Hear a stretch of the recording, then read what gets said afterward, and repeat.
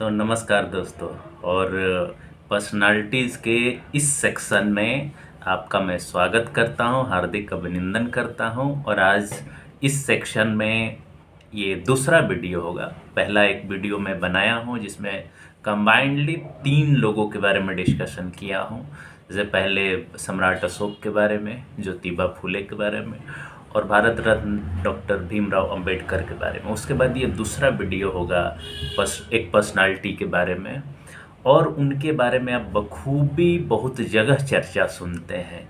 जब सामाजिक न्याय इस देश को एक मुकम्मल संवैधानिक प्रावधानों के हिसाब से एक मुकम्मल राष्ट्र बनाने की बात होती है, या प्रियम्बल में दिए हुए लक्ष्यों उद्देश्यों को प्राप्त करने की बात होती है, या एक शोषणकारी ब्राह्मणवादी विचारधारा के खिलाफ लड़ने की बात होती है, तो हम उनका नाम जरूर लेते हैं। कुछ सालों तक उनका नाम बहुत लिमिटेड लोग जानते थे, बहुत दबा के रखा गया था। लेकिन आज जब जिस तरह से सामाजिक न्याय की चर्चा हो रही है, जिस तरह से सामाजिक न्याय का डिमांड हो रहा है, मांग हो रही है, और जिस तरह से संविधान के महत्व को लोग अब समझना शुरू किए हैं कि क्या है संविधान का महत्व, उस पूरे कंटेक्स्ट में एक ऐसे व्यक्तित्व के बारे में जानना जो हमेशा उन संघर्षों और लड़ाइयों को प्रेरित करते रहते हैं, जो न्याय की मांग करता है, जो अधिकार की मांग करता है, जो तार्किकता की मांग करता है, जो सामाजिक न्याय की बात करता है, जो आर्थिक न्याय की बात करता है, महिलाओं के खिलाफ जो उत्पीड़न है उससे मुक्ति की बात करता है, दबे कुचले लोगों के साथ न्याय, उनके प्रतिनिधित्व की बात करता है। और उस व्यक्तित्व का नाम है ईबी रामास्वामी नायकर पेरियार। आपने नाम सुना होगा, बिल्कुल आपने नाम सुना होगा, जिनके नाम से कितने लोग बहुत ज़्यादा डर जाते हैं। खास करके वैसे विचारधारा के लोग जो शोषणकारी विचारधारा को या ऊंच नीच के विचारधारा में विश्वास करते हैं, लोग उन पेरियार का नाम तक नहीं सुनना चाहते। हम एक ऐसे व्यक्तित्व के बारे में बात करने जा रहे हैं। तो दोस्तों, उनका नाम था ईवी रामास्वामी नायकर। ईवी रामास्वामी नायकर पेरियार। पेरियार बाद में उनको उपाधि दी गई, उस पर हम लोग आएंगे। लेकिन सबसे पहले ये जान लीजिए कि इनका जन्म 17 सितंबर 1879 को इरोड एक जगह है तमिलनाडु में, वहाँ हुआ था। और इनका जन्म एक मर्चेंट परिवार में हुआ था, व्यापारी परिवार में हुआ था, जिसको नायकर जाति के नाम से वहाँ पे जानते हैं तमिलनाडु में, नायकर। और वहीं से इनकी उपाधि पड़ी थी ईवी रामास्वामी नायकर। इनका एक टाइटल था, उपाधि नहीं कह सकता, टाइटल था। बाद में इनके लड़ाई, इनके संघर्षों को देखते हुए इनका नाम दिया गया Periyar, leader, one of the great one. इसका मतलब होता है जो इन्होंने कार्य किए, जो समाज के लिए इन्होंने काम किया, उसका नतीजा था। तो चलिए, इसके साथ हम ज़्यादा उनके इस चीज़ों के बारे में नहीं जाएंगे, लेकिन हम कोशिश करेंगे प्रिसाइजली कि उनका मेन कंट्रीब्यूशन क्या थी, विचार क्या थे उनके, कैसे इस देश को बनाने में उनका एक महत्वपूर्ण योगदान है। तो आपको हमने बताया कि 27 सितंबर 1879 को उनका जन्म हुआ था इरोड में। माता पिता व्यापारी वर्ग से थे, पढ़ने में काफ़ी अच्छे थे, व्यापार में भी इनका मन लगता था। लेकिन शुरू से ही बहुत ही तार्किक किस्म के व्यक्ति रहे।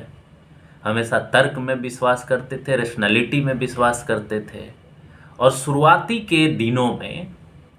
शुरुआती दिनों में अपने ज़िंदगी के ईवी रामास्वामी नायकर कांग्रेस के राजनीति से प्रभावित होकर कांग्रेस के राजनीति में शामिल हो जाते हैं। कांग्रेस की राजनीति में शामिल हो जाते हैं और कांग्रेस के बहुत सारे आंदोलनों में, खास करके एक उस समय वायकोम आंदोलन हुआ था केरला में, उस समय ट्रावनकोर स्टेट हुआ करता था, राजतंत्र एक था, राजा वहाँ हुआ करता था। और वहाँ दलितों को मंदिर के आसपास से उस गली में भी जाना मनाही थी। उस आंदोलन में, हालांकि उस आंदोलन को कांग्रेस लीड कर रही थी, नेतृत्व कर रही थी, और उसमें ये बखूबी पार्टिसिपेट करते हैं। पार्टिसिपेट करने के बाद यह आंदोलन सफल होता है। इस आंदोलन को आगे ले जाने में इस आंदोलन के नेता के रूप में इनका बहुत बड़ा योगदान रहा है। और इस रूप में एक ब्राह्मणवादी विचारधारा, जहां पे मानव के द्वारा ही डिस्क्रिमिनेशन किया जाता है, ऊंच नीच की भावना की बात की जाती है, उन्हें मंदिर में नहीं घुसने दिया जाता। हम आप यहाँ पे क्लियर रहिएगा, हम ब्राह्मणवादी विचारधारा की बात कर रहे हैं। एक ऐसी विचारधारा जो शोषण की बात करती है, छूत अछूत की बात करती है। उस आंदोलन में शामिल हुए और इसी समय इनके कंटेम्प्रोरी ही 1916-17 के आसपास मद्रास में जस्टिस पार्टी बन चुकी थी। आप जानते हैं कि 1920 का वो दशक है जिसमें भारत में संवैधानिक सुधार भी चल रहे थे। रिप्रेजेंटेटिव प्रतिनिधित्व प्रणाली वाली सरकार बनाने की बात हो रही थी। और ये वही दौर था कि कांग्रेस भी अपने उभार पर थी, और जो जस्टिस पार्टी की राजनीति चल रही थी उस समय, वहां पर सामाजिक न्याय की विचारधारा, जस्टिस, क्या जस्टिस, किस बात की जस्टिस, यस, इस बात के कि समाज में जो संसाधन है, नौकरी है, ब्यूरोक्रेसी है, उसमें केवल एक वर्ग, एक जाति का दबदबा था पूरे तमिलनाडु या साउथ इंडिया में, और वो थे ब्राह्मण जाति के लोग। उनकी संख्या कम थी, लेकिन लगभग पूरे संसाधनों पर उनका अधिकार था। डिस्क्रिमिनेशन होता था, छूत अछूत की बातें होती थी। इन सब के खिलाफ एक अलग लड़ाई चल रही थी।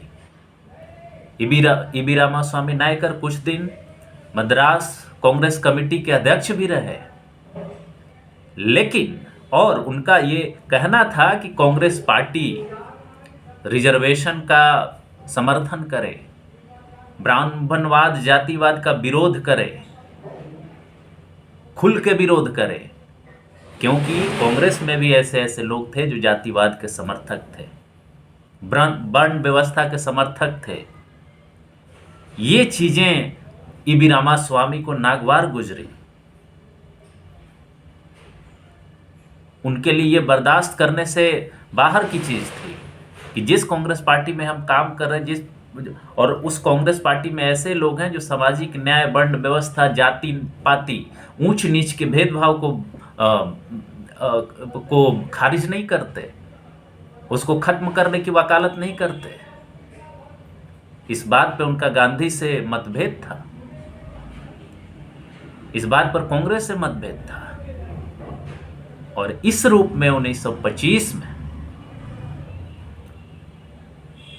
ईबी रामास्वामी नायकर ने कांग्रेस छोड़ दिया।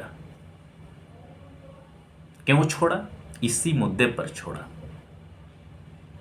इसी मुद्दे पर छोड़ा कि कांग्रेस प्रतिनिधित्व, सामाजिक न्याय, समाज सुधार,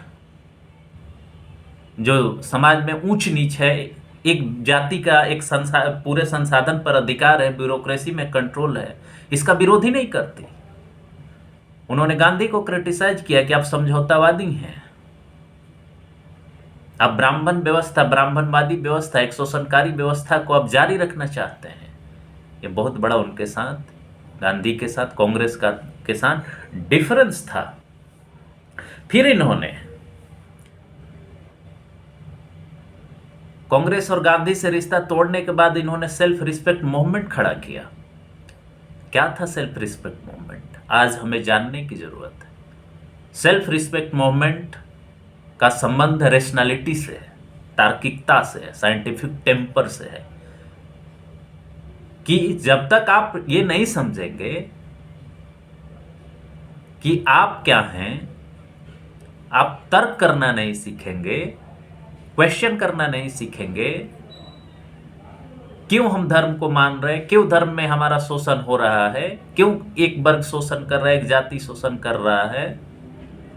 जब तक आप तार्किक तरीके से नहीं सोचते तब तक आपका सेल्फ रिस्पेक्ट नहीं मेंटेन रह सकता है। तो सेल्फ रिस्पेक्ट कैसे आएगा? तर्क करने से। सेल्फ रिस्पेक्ट कैसे आएगा? बहस करने से। सेल्फ रिस्पेक्ट कैसे आएगा? सवाल करने से, अंधविश्वास करने से नहीं, पूजा पाठ करने से नहीं, सुपरस्टिशन से नहीं, अंधविश्वास से नहीं, तर्क करने से सेल्फ रिस्पेक्ट आएगा। उन्होंने सेल्फ रिस्पेक्ट मूवमेंट शुरू किया। इसका बहुत बड़ा योगदान है साउथ इंडिया को एक तरह से वहां पुनर्जागरण, मानसिक क्रांति लाने में, शोषणकारी व्यवस्था के विरोध करने में बहुत बड़ा योगदान है। आज जो हम तमिलनाडु देख रहे हैं कि इतना विकसित राज्य है, उसमें इनका बहुत बड़ा योगदान है, इस विचारधारा का बहुत बड़ा योगदान है। बाद के दिनों में इन्होंने जस्टिस पार्टी ज्वाइन किया। वही जस्टिस पार्टी जो समाज में शोषण, डिस्क्रिमिनेशन को खत्म करने और दलितों, पिछड़ों को ब्यूरोक्रेसी में, सरकारी नौकरियों में समानुपातिक प्रतिनिधित्व प्रणाली को लागू करने का डिमांड कर रही थी। और इस तरह से ये आंदोलन आगे बढ़ा। यहीं से, इन आंदोलनों से ईवी रामास्वामी ने, जो महिलाओं के खिलाफ अपराध होते थे, जो महिलाओं का शोषण होता था, उस पर प्रहार किया। प्रॉपर्टी में इक्वल राइट देने की बात कही। आप समझिए उस समय कितनी बड़ी क्रांतिकारी बात थी। फ्री एजुकेशन देने की बात की, फ्री हेल्थ देने की बात की। और इस तरह से इसके साथ साथ जब इसके आगे फिर हम बढ़ते हैं तो आप जानते हैं कि 1935 में गवर्नमेंट ऑफ इंडिया एक्ट 1935 आया और उस समय फिर प्रांतों में चुनाव कराने की बात हुई। जब चुनाव हुआ तो वहाँ कांग्रेस की सरकार बनी, प्रोविंशियल गवर्नमेंट। उस समय के अभी राज्यों में चीफ मिनिस्टर होते हैं, उस समय प्राइम मिनिस्टर कहलाते थे। तो हम समझने के लिए चीफ मिनिस्टर का नाम लेंगे। उस समय सी राजगोपालाचारी बने चीफ मिनिस्टर और उन्होंने 1937 ईस्वी में हिंदी को ऑफिशियल लैंग्वेज के रूप में लागू करने की घोषणा कर दी। इसका पेरियार विरोध किया। और समझिए ये कितना इंपॉर्टेंट विरोध था कि उन्होंने ये बात कहा कि जो हिंदी यहाँ ऑफिशियल लैंग्वेज लागू करने की बात है कांग्रेस के द्वारा, ये हमारे दक्षिण भारत का आर्यीकरण है, आर्यनाइजेशन, ब्राह्मण संस्कृति को दक्षिण के लोगों पर थोपने का प्रयास है। ये हम एक्सेप्ट नहीं करेंगे, ये हम एक्सेप्ट नहीं करेंगे। आप समझिए इस चीज को, जिसको आप द्रविडियन पॉलिटिक्स कहते हैं आज, वो द्रविडियन पॉलिटिक्स का ये आधार बन रहा था हिंदी का विरोध। और आज जो हिंदी का विरोध जब कहा जाता है कि उसे हम भारत की एकमात्र ऑफिशियल लैंग्वेज या मातृभाषा हम बना देंगे, तो सबसे ज़्यादा विरोध साउथ के राज्यों में होता है। इसकी नींव किसी ने रखी तो वह हैं ईवी रामास्वामी नायकर पेरियार, कि हम एक्सेप्ट ये नहीं करेंगे।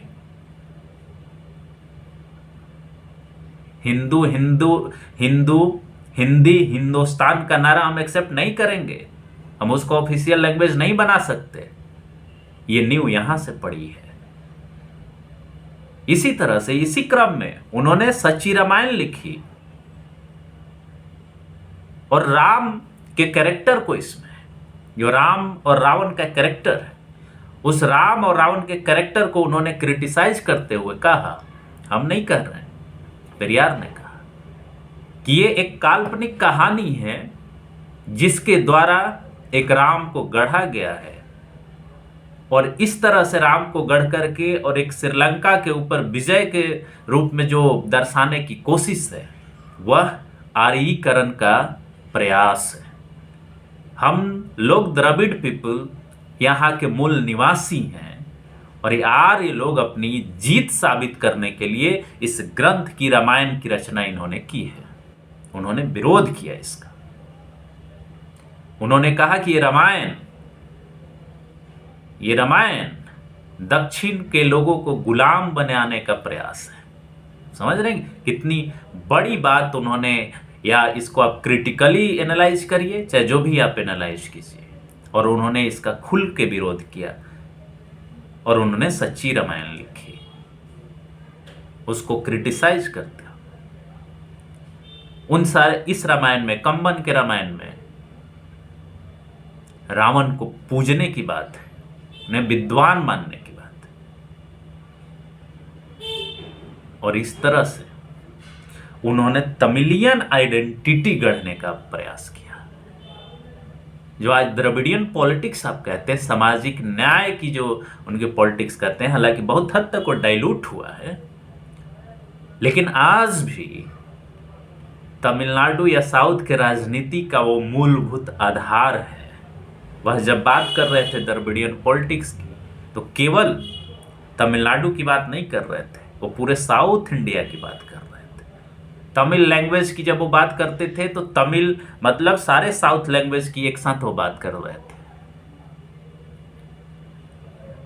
तो इस तरह से उन्होंने नया द्रविडियन कंसेप्ट, जो हिंदी के विरुद्ध जो आप आंदोलन देखते हैं, वो आंदोलन खड़ा करने में उनका बहुत बड़ा योगदान है। यही नहीं, शिक्षा को फ्री करने की बात। अब जानते हैं कि 1937 में श्री राजगोपालाचारी की सरकार बनी। बाद के दिनों में भी कांग्रेस की सरकार बनी।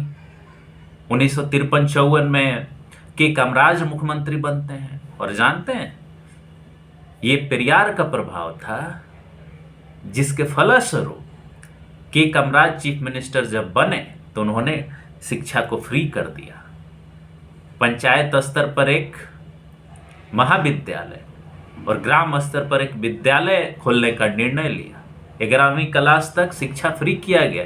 ये किसके विचारों का प्रभाव है? ईवी रामास्वामी नायकर के प्रभावों का। और इस वजह से ये कारण है, इस सामाजिक आंदोलन, राजनीतिक और सांस्कृतिक आंदोलन का परिणाम है कि तमिलनाडु आज विकसित राज्य है। यही नहीं,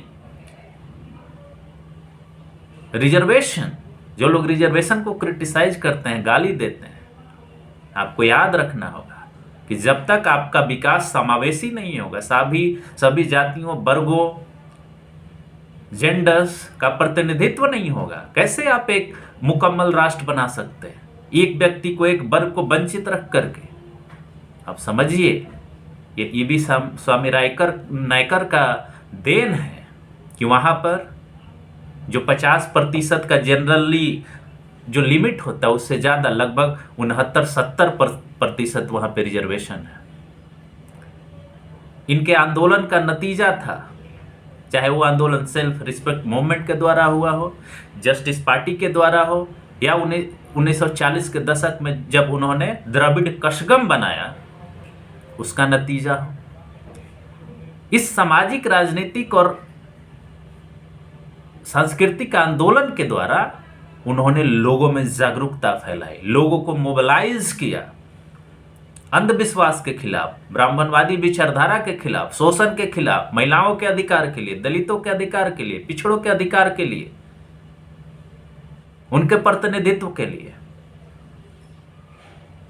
और तब जाकर के इस लगातार प्रयास का नतीजा था कि जो भी सरकार वहां बनी 1935 के बाद, उन्होंने इन सुधारों को लागू किया,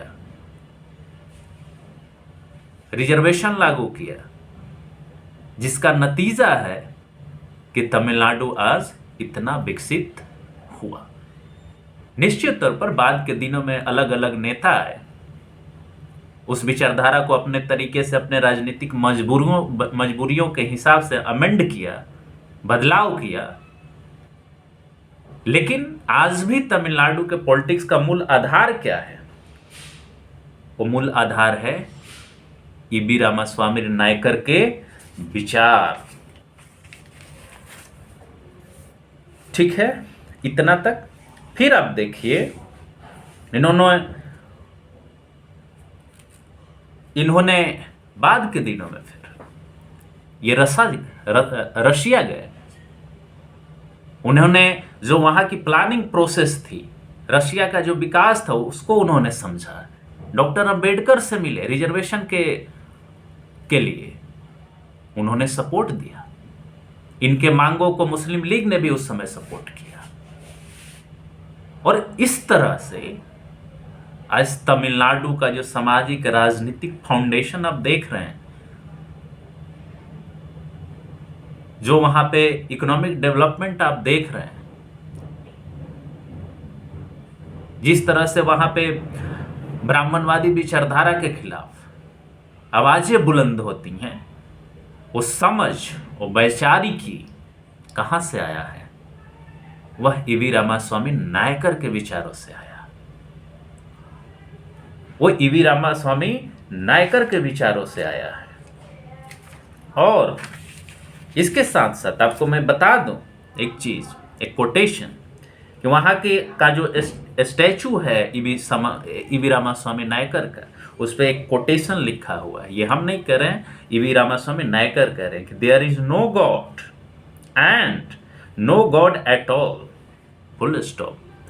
ही who created God was a fool.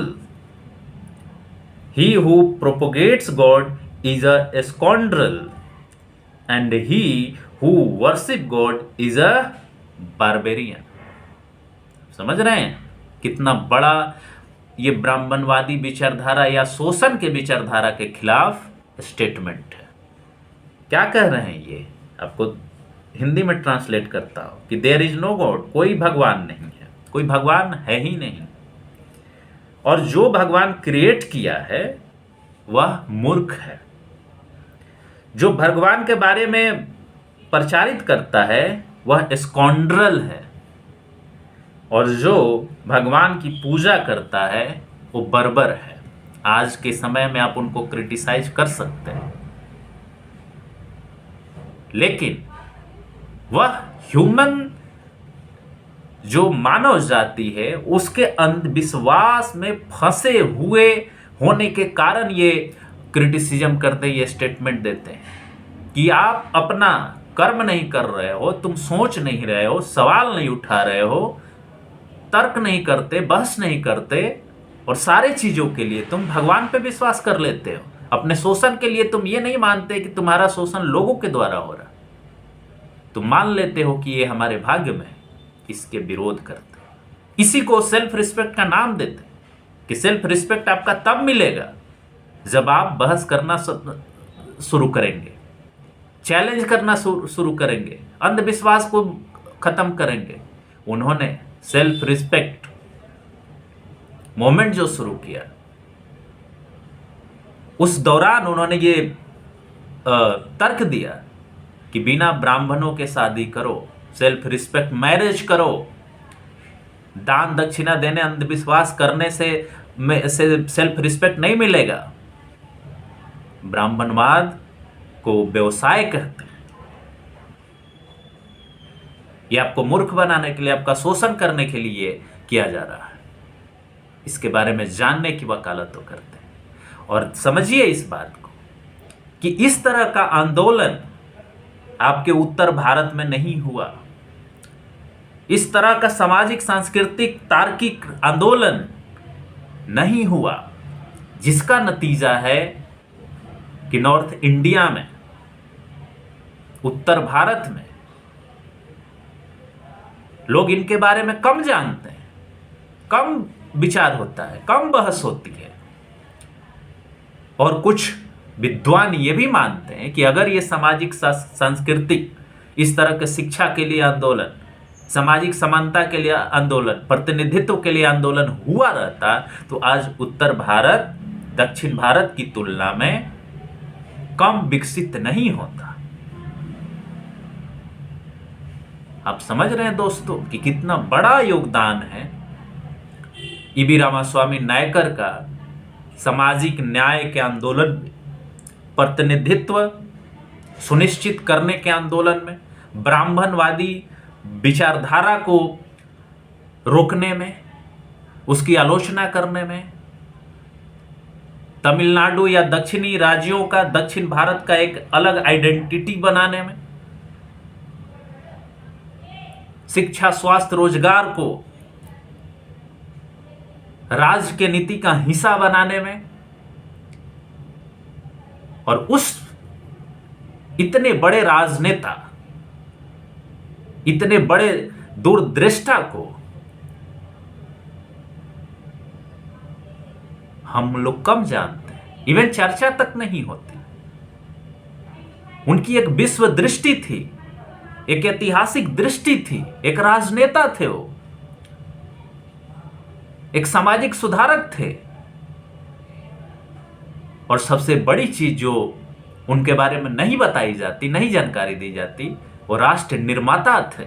उस राष्ट्र निर्माता के इस दृष्टिकोण का नतीजा है कि दक्षिणी राज्यों में, खास करके तमिलनाडु में, तमिलनाडु का आधारशिला, वैचारिक आधारशिला ही ईवी रामास्वामी नायकर है। वैसे योद्धाओं की जरूरत, वैसे राजनेताओं की जरूरत, ऐसे राष्ट्र निर्माताओं की जरूरत उत्तर भारत में भी है।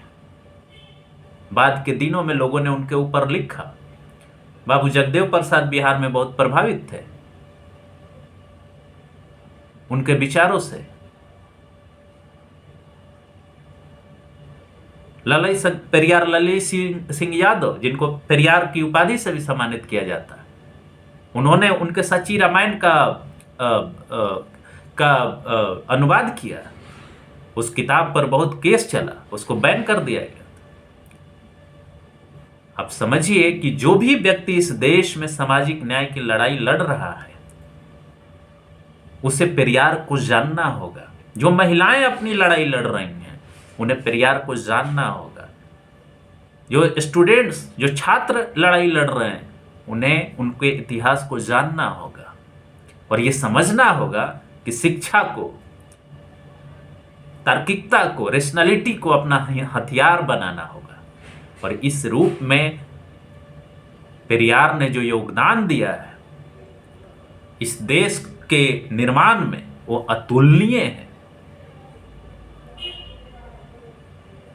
जिस तरह से उन्होंने ब्राह्मणवादी विचारधारा, हम बार बार आपको बता रहे हैं कि हम ब्राह्मण जाति की बात नहीं कर रहे, यह एक विचारधारा है। उन्होंने बहुत सारे जगहों पर यह क्लैरिफाई किया है कि हम किसी जाति के विरोधी नहीं हैं। अगर कोई बैकवर्ड क्लास या कास्ट का व्यक्ति भी अगर किसी का शोषण करता है तो ब्राह्मणवादी विचारधारा का पोषक है, वो इस विचारधारा के खिलाफ थे। और जो भी उनमें विश्वास करता है, उनके विचारधारा को मानता है, वह ब्राह्मणवादी विचारधारा का विरोध करता है, ऊंच नीच का विरोध करता है, शोषण आधारित समाज का विरोध करता है, और एक ऐसे समाज के निर्माण की बात करता है जहाँ पे ऊंच नीच की व्यवस्था नहीं हो, शोषण की व्यवस्था नहीं हो, मंदिरों में एक पार्टिकुलर जाति और वर्ग के लोगों को घुसने से मनाही नहीं हो, संसाधनों में उसका समानतापूर्ण अधिकार हो, एक ही वर्ग के, एक ही जाति के लोग सारे संसाधनों पर अधिकार ना करें, महिलाओं को आज़ादी हो, उन्हें प्रॉपर्टी में अधिकार मिले, शादी करने का अधिकार मिले अपने हिसाब से। और वैसे लोगों को उनका संदेश है जो शोषित दलित हैं कि तुम तर्क करना सीखो, सवाल पूछना सीखो। अंधविश्वास से तुम्हें मुक्ति नहीं मिलेगी, भगवान को मानने से मुक्ति नहीं मिलेगी। तुम्हें मुक्ति मिलेगी तर्क करने से, तुम्हें सेल्फ रिस्पेक्ट मिलेगा, डिग्निटी मिलेगी। किससे? तर्क करने से, बहस करने से, लड़ाई लड़ने से। और इन सारी चीजों का, इस विचारधारा का रिफ्लेक्शन आप संविधान की प्रस्तावना में देखेंगे। तो एक तरह से कहें कि संविधान की प्रस्तावना हो, संविधान हो, वह एक ऐतिहासिक डॉक्यूमेंट है। इतिहास के इतिहास में जो लड़ाइयाँ लड़ी गई हैं, उस लड़ाइयों का नतीजा है आपका आज का संविधान, उसका रिफ्लेक्शन है उसमें। सामाजिक, आर्थिक, राजनीतिक न्याय की बात ये कहाँ से आई है? पेरियार जैसे लोगों के कंट्रीब्यूशन से, उनके विचारधारा, उनकी लड़ाई की वजह से। इसलिए दोस्तों, हमें अपने उन महापुरुषों को, उन राष्ट्र निर्माताओं को, उन विचारकों को, उन सामाजिक, राजनीतिक, सांस्कृतिक लड़ाई लड़ने वाले लड़ाकुओं को जानने की जरूरत है। तब जा करके एक हम मुकम्मल राष्ट्र बनाएंगे। हमें इंस्पिरेशन मिलेगा, प्रेरणा मिलेगी कि उस समय ईवी रामास्वामी, पेरियार की तरह लोगों ने कैसे सोचा, कैसे लड़ाइयां लड़ी उस समय, समझिए। और ये हमें प्रेरणा देंगी कि हम आगे की लड़ाई कैसे लड़ेंगे। और इसी तरह से उनका देहांत आपको मैं बताऊं, 1973 में 24 दिसंबर 1973 को 94 वर्ष की उम्र में हुआ। और इस तरह से एक चमकते सितारे का अंत हुआ। हम उम्मीद करेंगे कि आप इस वीडियो को देखेंगे, लाइक करेंगे, कुछ अपना विचार देंगे और इनके बारे में पढ़ेंगे। उनकी किताब जो सच्ची रामायण है वो पढ़िए। और उम्मीद करता हूं कि आप इसे पसंद करते हुए बाकी लोगों के साथ शेयर भी करेंगे। और जो सुझाव देंगे उसके हिसाब से मैं अगले किसी व्यक्तित्व पर वीडियो रिकॉर्ड करके आपके सामने पेश करूंगा। इसी के साथ नमस्कार, धन्यवाद।